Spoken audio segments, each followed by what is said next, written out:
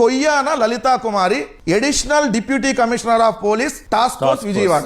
ఏమైనా ఎంక్వైరీ చేస్తే ఏమేం చెప్పింది, అయ్యా గౌరవనీయులైనటువంటి ద గ్రేట్ ఏదైతే నాగరాజ్ అనేటటువంటి సిఐ గారు మాకు ఒక అభ్యర్థనా పత్రం రిక్వెస్ట్ లెటర్ పెట్టారు, అర్జెంటుగా సాయికృష్ణ అనేవాడిని మార్కాపురం నుంచి పట్టుకురావాలి, మీరు దయచేసి సహకరించండి అని చెప్పి మమ్మల్ని అడిగారు. అడగగానే నేను పెద్ద మనసు చేసుకొని నేను ఒక ఎస్ఐని, ఒక 2 టాస్క్ ఫోర్స్ పోలీసుల్ని, మళ్ళీ కృష్ణలంకలో ఉన్నటువంటి ఇంకో కానిస్టేబుల్ ని కలిపి 5వ తారీఖు నేను పంపించాను అని చెప్పి ఆ స్టేట్మెంట్ ఇచ్చింది.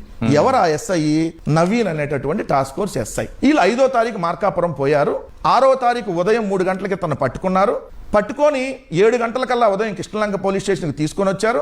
కృష్ణలంక పోలీస్ స్టేషన్లో ఎవరైతే సాగి పవన్ కుమార్ అనేటటువంటి కానిస్టేబుల్ కి సాయి కృష్ణను మాత్రమే హ్యాండ్ ఓవర్ చేశారు. మరి సాయి కృష్ణ ఫోన్ ని హ్యాండ్ ఓవర్ చేయలా.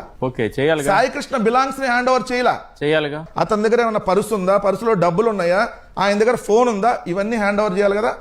చేయలా. చేయకుండా కొన్ని గంటల దాకా ఈ టాస్క్ ఫోర్స్ ఎస్ఐ ఎవరైతే ఉన్నారో, ఎవరైతే నవీన్, అక్కడ అతను ఫోన్ ను ఓపెన్ చేశాడు. వీళ్ళు చెప్పింది ఎస్ఐ ఇచ్చినటువంటి స్టేట్మెంట్ ప్రకారం నేను సాయికృష్ణ సెల్ ఫోన్ ని టాస్క్ ఫోర్స్ ఎస్ఐ నవీన్ తీసుకెళ్లి గంజాయి మరియు ఇతర విషయాల గురించి సమాచారం ఉందా అని పరిశీలించి ఏమీ లభించకపోవడంతో తిరిగి హెడ్ కానిస్టేబుల్ ద్వారా, టాస్క్ ఫోర్స్ హెడ్ కానిస్టేబుల్ ద్వారా మళ్ళీ తిరిగి కృష్ణలంక పోలీస్ స్టేషన్ కి వెళ్లి దీన్ని హ్యాండ్ ఓవర్ చేశారు.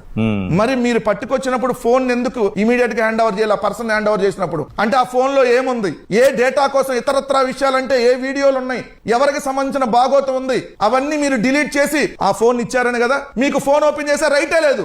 ఎందుకు? మీరు తీసుకొచ్చింది ఏ కేసులో అతన్ని ఏదైతే కోర్టుకు సంబంధించినటువంటి వారెంట్ పెండింగ్ ఉంటుంది, దాంట్లో ఫోన్ మీరు ఓపెన్ చేయాల్సిన అవసరం ఏముంటది?